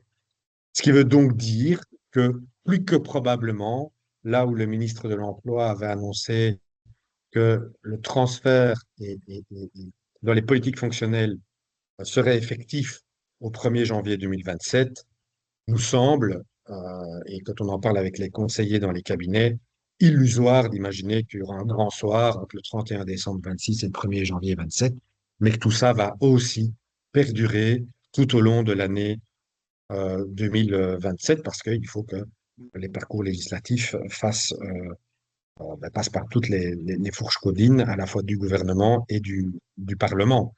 Euh, et c'est seulement à ce moment-là qu'on pourra transférer les moyens. Une fois que les moyens sont transférés, nous, ce que nous demandons et nous plaidons au niveau du NIPSO, c'est que on puisse encore avoir une période de transition, c'est-à-dire que pendant 1 an, 2 ans, 3 ans, il y ait le statu quo dans l'affectation des moyens, de telle manière à permettre aux employeurs ils seraient concernés par une perte de moyens de pouvoir se retourner et de réfléchir à une alternative ou, voilà, ou de construire des modèles de transition avec leur ministre fonctionnel qui peut-être garantira d'autres types de moyens que ceux des APE. Voilà, donc tout ça, c'est à construire. Il y a le réceptacle final, mais aussi toute la période de transition.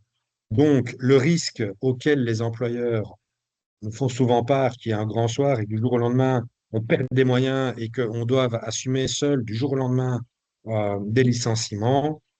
Personne, en tout cas autour de la table, dans les discussions au Cairn avec les ministres de tutelle, ne veut être dans ce scénario-là. Donc tout le monde est bien conscient qu'il y aura après une phase de transition, parce que nous mettons sur la table la réalité des gestionnaires, des employeurs et du respect aussi des travailleurs qui, contrairement à ce qu'on a pu entendre dans une récente conférence de presse où on parlait des emplois APE comme des emplois occupationnels. Je vais vous dire que ça nous on s'est insurgé sur cette formulation-là. Euh, voilà, nous souhaitons que les choses se fassent dans le respect de celles et ceux qui, pendant peut-être parfois 20 ans, 30 ans de leur vie, ont répondu à nous, ce qui nous semble être des activités d'intérêt général. Alors, on l'a dit, la route va être encore longue. Ça reprend un petit peu les différents éléments.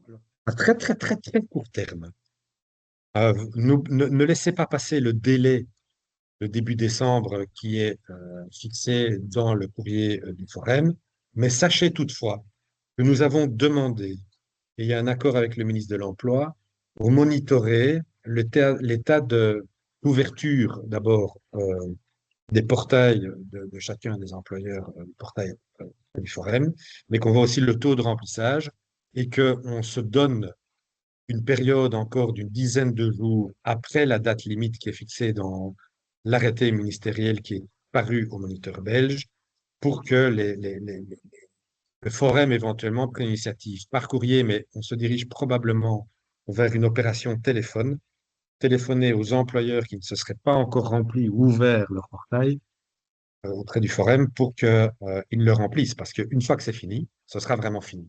Donc, considérez que nous avons encore une dizaine de jours jusqu'au 15, fin de la semaine du 15 décembre pour le remplir. Au-delà, on ne pourra malheureusement plus faire grand-chose pour vous, même à notre niveau. Donc, vérifiez bien que vous ne l'avez pas simplement gardé en sauvegarde, mais qu'à un moment donné, vous avez bien appuyé sur la touche envoyer. Donc ça, c'est pour le très très court terme. Ensuite, ce que je peux également vous dire, ce qui est important, c'est que nous avons obtenu la semaine dernière, c'est que d'une manière ou d'une autre, il y aura lieu à un moment donné d'actualiser ces différentes données. Nous aurions, nous souhaité qu'on prenne, et ça avait d'abord été évoqué à un moment donné, puis il y a eu une marche arrière par rapport à ça du politique, qu'on prenne la projection, c'est-à-dire qu'on prenne votre intention d'affectation des moyens APE sur l'année 2026 pour coller au plus près par rapport au moment du transfert courant 27 ou 28 et de ne pas se figer à la référence 24. Bon, on ne l'a pas obtenu, mais par contre, ce qu'on a obtenu, c'est que d'une manière ou d'une autre, il y aura la possibilité de réactualiser les données, l'affectation des moyens au plus proche du moment du transfert. On a l'accord de principe depuis la semaine dernière. Ne nous demandez pas aujourd'hui de dire quelles vont être les modalités, si tous les employeurs seront concernés ou pas. Un employeur qui a un agrément et qui a 100% de son enveloppe APE dans cet agrément, on ne va pas lui demander d'actualiser les données. A priori, elles seront consignées 100%. Ça n'aura pas changé, d'autant plus qu'on sait que les enveloppes seront indexées. Donc, pas de stress par rapport à ça. C'est sûr que nous allons être attentifs par rapport à ceux qui ont dû ventiler sur plusieurs agréments ou sur des assimilations ou dans la question 3. Là, on va être plus attentif pour vérifier que vous avez bien la possibilité de les actualiser. Le format que ça prendra, le moment où ça se passera, on est incapable de vous le dire aujourd'hui, puisque en fait, dans cette réforme, on avance à flux tendu avec les partenaires du gouvernement qui n'ont pas de longueur d'avance. Je veux dire qu'il y a 10 jours, ils ne savaient pas encore clairement comment on allait gérer les employeurs qui n'auront pas du tout ouvert leur courrier, leur portail auprès du Forum. Donc voilà, on a obtenu qu'il y ait probablement une opération téléphone au départ du Forum vis-à-vis de ces employeurs-là. Mais voilà, donc on avance vraiment au day-to-day sur cette réforme qui amène chaque semaine son questions et problèmes et auquel on essaie, nous, d'être orienté solution au départ d'Unipso pour que les problèmes ne restent pas lettre morte et qu'on se retrouve avec des situations insupportables. Ce qu'on essaie de faire au maximum à notre niveau, c'est de faciliter les conditions dans lesquelles les moyens vont être à un moment donné alloués au ministre fonctionnel, que le ministre fonctionnel parte sur les bases avec vous, vos représentants, qui sont les plus justes, les plus proches de la réalité de l'affectation des moyens pour ne pas à un moment donné aller faire des erreurs de plantage dans la dernière ligne droite qui générait voilà, de la casse sociale dans des structures, voire mettrait à mal le financement même et la viabilité même d'une organisation, d'une institution parmi les vôtres. Donc voilà un petit peu là où on en est aujourd'hui et je pense que j'en ai terminé sur cette présentation. Il reste peut-être l'une ou l'autre question auxquelles je vais répondre. Il y a notamment une qui disait que il semble qu'au 1er janvier 26, la condition d'éligibilité des chercheurs d'emploi de un jour inscrit au Forum passera à 4 mois. Est-ce correct et confirmé? La réponse est oui. La réponse est oui. C'est aujourd'hui, en tout cas, dans le décret budgétaire, donc dans le décret programme qui doit être adopté. Après, il y a encore tout le parcours au Parlement et rien n'empêche qu'à un moment donné, il y ait une majorité alternative ou autre qui ferait modifier cela. En tout cas, ce n'est pas été négocié avec nous, ce n'est pas de notre choix. On trouve que c'était un peu dommage, pour ne pas dire, excusez-moi l'expression ridicule, d'encore aller changer les règles du jeu, non pas en cours de jeu, mais en fin de partie, parce que finalement, dans 2 ans ou plus tard, on ne parlera plus de ce décret. Voilà, c'est vraiment aller mettre des bâtons dans les roues et générer du flou dans une période où on n'a pas besoin nécessairement de cela.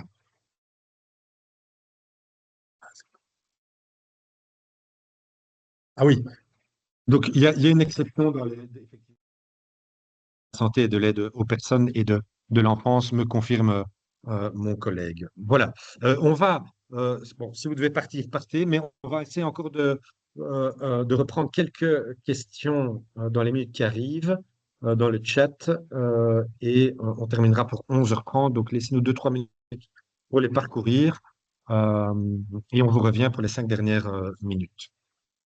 Ah ben voilà, Frédéric va enchaîner. On enchaîne.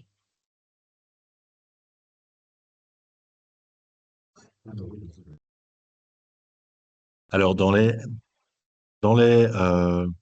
on parlait donc de ce délai d'inscription d'un jour comme demandeur d'emploi, hein, qui passerait à 4 jours, 4 mois, pardon, sauf pour les secteurs de la santé, de l'aide aux personnes et de la petite enfance. Dans dans le même décret budgétaire, hein, l'autre surprise, entre guillemets, c'était l'interdiction des sessions. Et donc, à partir du 1er janvier 2006, les sessions ne seront plus possibles, sauf pour sauf en cas de fusion pour des entreprises, entre des entreprises du même secteur. Donc voilà, on limite en tout cas très fortement le cadre de session. Là non plus, ce n'était pas une volonté, ça n'a pas été négocié avec nous. On savait évidemment quand il y a des réformes qu'à un certain moment, ben, on bloque la situation. Maintenant, ils ont décidé de le bloquer dès le 1er janvier 2026, hormis ce cas de fusion entre entreprises du même secteur.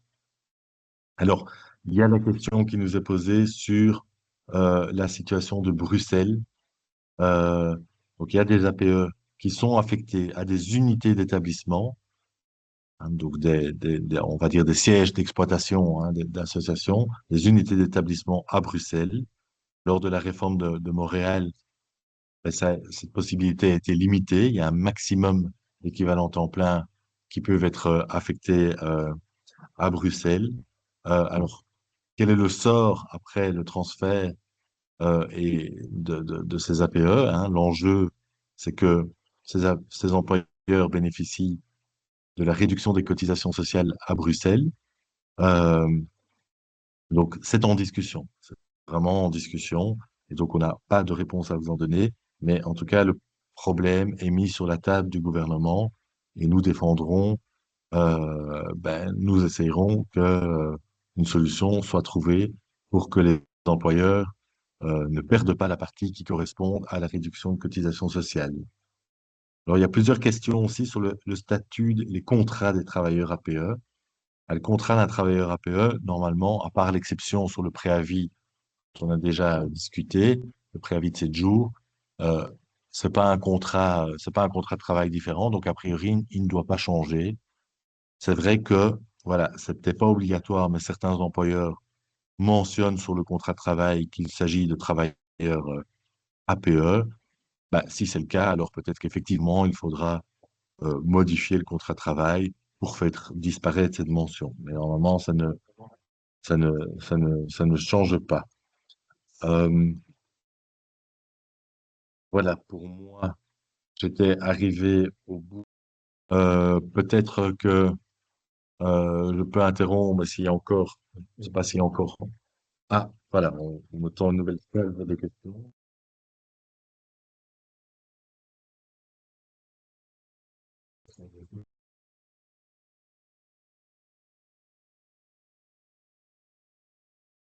Donc c'est bien 5 décembre, forum, etc. Maintenant, donc prenez ce délai en considération, c'est bien le 5 décembre, hein. Voilà. Maintenant, on a en tout cas négocié que le formulaire reste ouvert un peu plus longtemps pour être sûr d'essayer d'atteindre le maximum de personnes et pour être disponible jusqu'au 15 décembre. Et donc, essayez de garder en tête que c'est plutôt le 5 décembre, mais il y aura un petit rattrapage possible pour les derniers.